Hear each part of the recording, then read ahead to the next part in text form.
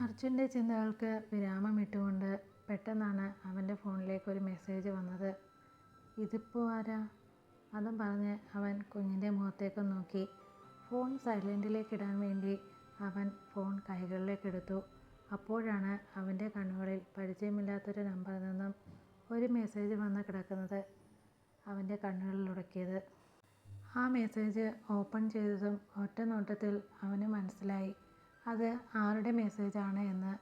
മനസ്സിനെ നീട്ടിക്കൊണ്ടിരുന്ന ചിന്തകളുടെ മേൽ ഒരു മഞ്ഞ് വീണ പോലെയുള്ള പ്രതീതിയായിരുന്നു അർജുനിൽ. ആ മെസ്സേജിൽ ഇപ്പോൾ ഇത്രയ്ക്ക് എന്താ എന്ന് ചോദിച്ചാൽ വെറും ഒരു സോറി, അത്ര തന്നെ. ചെക്കനോട് ഇപ്പോൾ സോറി പറയാൻ അതാരായിരിക്കും എന്നല്ലേ നമ്മുടെ എമിക്കൊച്ച്. അർജുൻ ഒരു ചിരിയോടെ ആ മെസ്സേജിലേക്ക് കണ്ണുകൾ നട്ട് കുറേ നേരം അങ്ങനെ കിടന്നു. കുഞ്ഞുണരാത്ത വിധം അവൻ പതിയെ ബെഡിൽ നിന്നും ഇറങ്ങി. കുഞ്ഞിൻ്റെ അരികിൽ പില്ലോ വെച്ച് ഫോണുമായി റൂമിൻ്റെ സൈഡിലായുള്ള ബാൽക്കണിയിലേക്ക് നടന്നു. അവിടെയുള്ള ചെയറിലേക്കിരുന്ന് അവൻ ആ മെസ്സേജ് വന്ന നമ്പറിലേക്ക് തിരിച്ചു മെസ്സേജ് അയച്ചു. Who is this? എന്തിന് എന്നോട് സോറി പറയണം? അവൻ്റെ മെസ്സേജ് തിരിച്ച് സെൻഡായതും എമിയിൽ വിറയൽ തുടങ്ങി.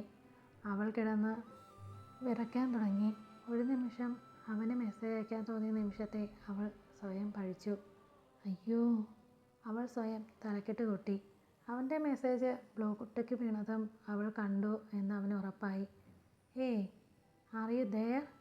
അവൾക്ക് തിരിച്ചെന്ത് പറയണമെന്നറിയാതെ കുഴങ്ങി.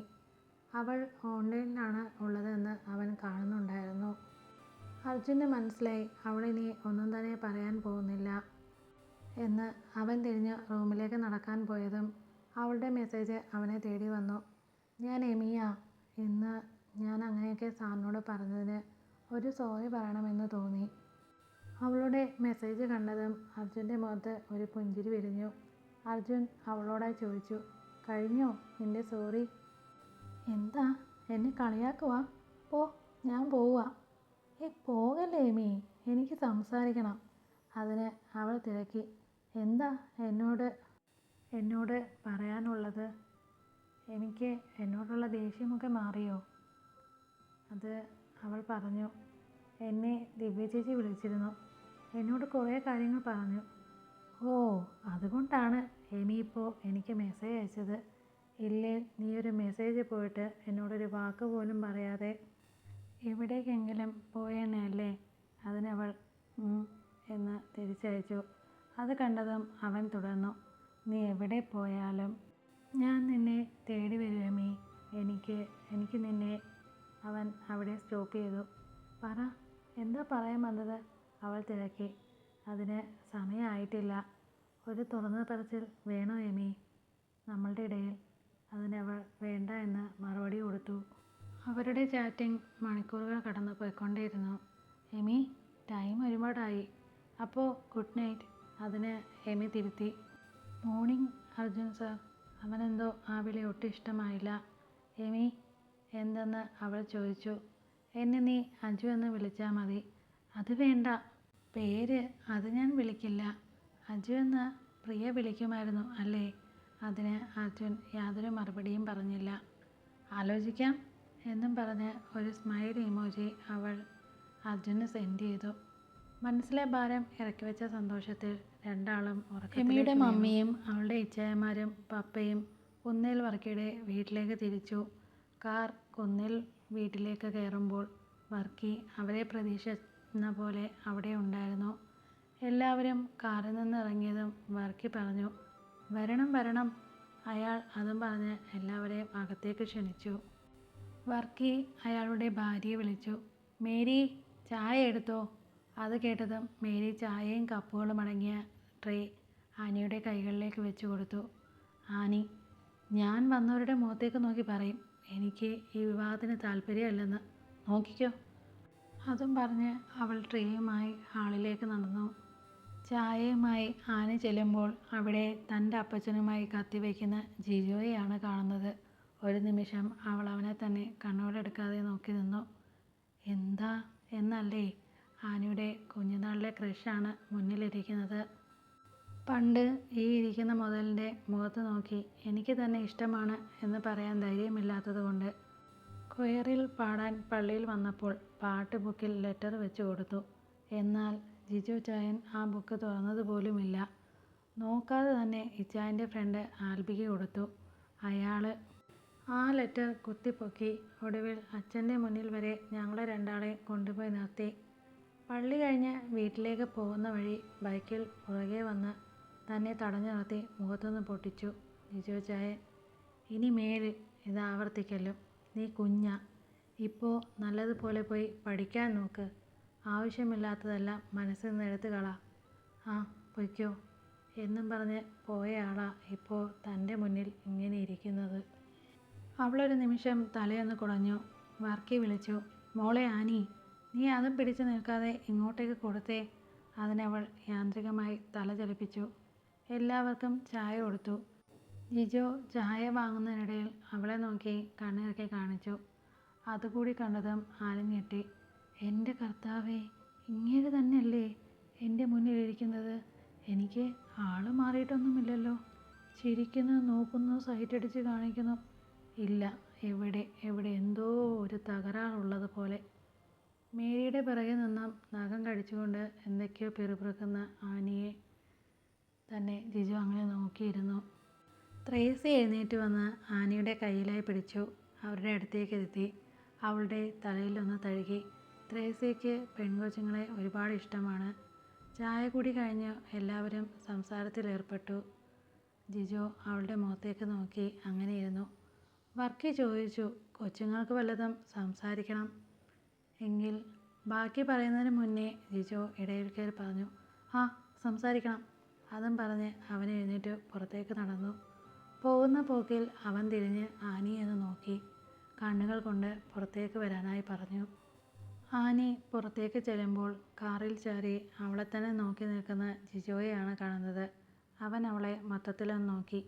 ഡീ, ഇങ്ങ് വാ. അത് കേട്ടതും ആനി, വേണ്ട, അത്രയ്ക്കടുത്തേക്ക് പോകണ്ട, ഒരു കൈ അകലത്തിൽ നിൽക്കുന്നതാണ് സേഫ് എന്ന് മനസ്സിലായി പറഞ്ഞു. തൻ്റെ മുന്നിൽ നിന്ന് പഴുങ്ങിക്കളിക്കുകയാണ് ആനി. ജിജോ ചുറ്റുമൊന്ന് നോക്കി. അവളുടെ കൈയിൽ കൈകോർത്ത് പിടിച്ചു മുന്നിലായി കാണുന്ന പറമ്പിലേക്ക് ഇറങ്ങി. അവളുടെ കൈ വിറയ്ക്കുന്നതറിയെ അവൻ അവിടെ കാണുന്ന മരത്തിലേക്ക് അവളെ ചേർത്ത് നിർത്തി. എന്നാടി, നിനക്ക് തുള്ളൽപ്പനി വല്ലതുമുണ്ടോ? ഇല്ല എന്നവളൊന്ന് മൂളി. പിന്നെ? അതിന് ആനി പറഞ്ഞു, ഇങ്ങനെ ചേർന്ന് നടന്നാൽ വിറയ്ക്കില്ലേ? ആണോ? എങ്കിൽ വിറയൽ മാറാൻ ഞാനൊരു സമ്മാനം തരാം. അതും പറഞ്ഞ് അവനൊന്നുകൂടെ അവളിലേക്ക് ചേർന്നു. അവളുടെ കവിളിലായി ഒന്ന് മുത്തി മാറി. ഇപ്പം മാറിയോ നിന്റെ വിറയൽ? അവൻ ചുംബിച്ച കവിളിൽ കൈകൾ ചേർത്തു അവനെ തന്നെ ഇങ്ങനെ നോക്കി നിന്നു. ഡീ, അവൻ്റെ വിളിയാണ് അവളെ സ്വഭാവത്തിലേക്ക് കൊണ്ടുവന്നത്. ഇത് നിനക്ക് അന്ന് ഞാൻ തല്ലിയതിനുള്ള സോറിയാണ്. പറ്റിപ്പോയി. ഒരു പെൺകൊച്ചിനെയും ഞാൻ തല്ലിയിട്ടില്ല. എന്തിന്? എൻ്റെ പെങ്ങൾ എമി, അവളെപ്പോലും ഞാൻ തല്ലിയിട്ടില്ല. നിന്നെ തല്ലിയ ആ ഒരാഴ്ച ഞാൻ ഉറങ്ങിയില്ല. കണ്ണടച്ച നീയാണ് മുന്നിൽ. സോറി. അച്ഛൻ്റെ മുന്നിൽ പോയി നിൽക്കേണ്ടി വന്നതും അവന്മാരുടെ കളിയാക്കലുമായി. പിന്നെ അച്ഛൻ്റെ ഉപദേശം എല്ലാം കൂടി ആയപ്പോൾ കയ്യിൽ നിന്ന് പോയി. ആനി അവളെ നോക്കിക്കാണുകയായിരുന്നു. തൻ്റെ മുന്നിൽ നിൽക്കുന്ന തൻ്റെ മാത്രം ജിജോ ചായനെ. ഈ മനുഷ്യൻ ഇത്രയ്ക്ക് പാവമായിരുന്നോ? ആനി, നിൻ്റെ നമ്പറൊന്ന് പറ. അതും പറഞ്ഞ് അവൻ അവളുടെ ഫോൺ നമ്പർ ഫോണിലേക്ക് സേവ് ചെയ്തു. ജിജോ പോക്കറ്റിൽ നിന്നും ഒരു ഡയറി മിൽക്ക് സിൽക്കിൻ്റെ ചോക്ലേറ്റ് എടുത്തു അവൾക്ക് നേരെ നീട്ടി. അവൾ ഒരു ചിരിയോടെ അത് കൈനീട്ടി വാങ്ങി. പതിവ് പോലെ ഡ്യൂട്ടിക്ക് വന്നതാണ് എമിയും കാർത്തികയും. അവർ രണ്ടാളും ശേഖരൻ്റെ അടുത്തേക്കാണ് പോയത്. എന്തോ എമിക്ക് അദ്ദേഹത്തിനെ ഒന്ന് കാണാൻ തോന്നി. എമിയും കാർത്തികയും ചെല്ലുമ്പോൾ അവിടെ അർജുനും ദിവ്യയും ഉണ്ടായിരുന്നു. എമിയെ കണ്ടതും അർജുൻ്റെ ചുണ്ടിൽ ഒരു പുഞ്ചിരി തത്തിക്കളിക്കുന്നത് ദിവ്യ കണ്ടു. അവൾ എമിയുടെ മുഖത്തേക്ക് നോക്കിയതും കാണുന്നത് അവനെ നോക്കി ബ്ലഷ് ചെയ്യുന്ന എമിയെയും. ഓഹോ, അവിടെ വരെയായി കാര്യങ്ങൾ. ഇരുവരെയും കാണെ ദിവ്യയിലും ഒരു പുഞ്ചിരി മുട്ടിട്ടു. ശേഖരൻ എമിയെ കണ്ടതും അവളെ അടുത്തേക്ക് വിളിച്ചു. അയാൾ അവളുടെ കൈകളിലേക്ക് കൈകൾ ചേർത്ത് പിടിച്ചു. ശേഖരൻ്റെ കണ്ണുകൾ അവളെ നോക്കിക്കാണുന്ന തിരക്കിലായിരുന്നു. അയാൾ ചുറ്റുമുള്ളതെല്ലാം വിസ്മരിച്ചു. പെട്ടെന്നാണ് അവിടേക്ക് അഞ്ജലി കയറി വന്നത്. ഇവൾ ആരാ എന്ന് പറഞ്ഞില്ല. ഇത് അർജുൻ്റെ കസിനാണ്, അതായത് അർജുൻ്റെ മുറപ്പെണ്ണ്. അവൾക്ക് അർജുൻ്റെ മേൽ ഒരു കണ്ണുണ്ട്. അഞ്ജലി വന്നപാടെ ശേഖരൻ്റെ നെഞ്ചിലേക്ക് ചേർന്നു. എമിയുടെ കൈകൾ അവൾ മനഃപൂർവ്വം തട്ടിമാറ്റി. ശേഖരനോട് സംസാരിച്ച് നിവർന്ന അഞ്ജലി എമിയെ കണ്ടതും ഒന്ന് ഞെട്ടി. അർജുൻ്റെ കൈകളിൽ കൈ ചേർത്തു അവനോട് ചോദിച്ചു, ആരാ ഇത്? അഞ്ജലി അവളെ അടിമുടിയൊന്ന് നോക്കി. ഏയ്, ഇവൾ പ്രിയയല്ല. ഇവിടെയുള്ള ഏതൊരു സ്റ്റാഫാകാനാകും ചാൻസ്. കണ്ടിട്ട് അതുപോലെയുണ്ട്. കാണാൻ മാത്രം അവളെപ്പോലെയാണ്. അഞ്ജലി എമിയെ നോക്കിയൊന്ന് പുച്ഛിച്ചു. എന്നാൽ എമിയുടെ കണ്ണുകൾ അവളുടെ കയ്യിൽ കൈ ചേർത്ത് പിടിച്ചിരിക്കുന്ന അർജുൻ്റെ കൈകളിലാണ്. എമി ആ കൈകളിൽ തന്നെ കണ്ണുകൾ എടുക്കാതെ അങ്ങനെ നോക്കി നിന്നു. അർജുൻ എമിയെ തന്നെ നോക്കി നിൽക്കുകയായിരുന്നു. അവൻ വേഗം അഞ്ജലിയുടെ കൈകൾ അവൻ്റെ കൈകളിൽ നിന്നും എടുത്തു മാറ്റി. അവൻ എമിയുടെ കണ്ണുകളിലേക്കൊന്ന് നോക്കി. ആ ഒരു നിമിഷം രണ്ടുപേരുടെയും കണ്ണുകൾ തമ്മിൽ ഇടഞ്ഞു. അവൻ അവളെ കണ്ണിറുക്കി കാണിച്ചു. അർജുൻ്റെ ഫോണിലേക്ക് ഒരു കോൾ വന്നതും അവൻ എമിയോട് അവൻ്റെ പുറകെ വരാനായി ആംഗ്യം കാണിച്ചു.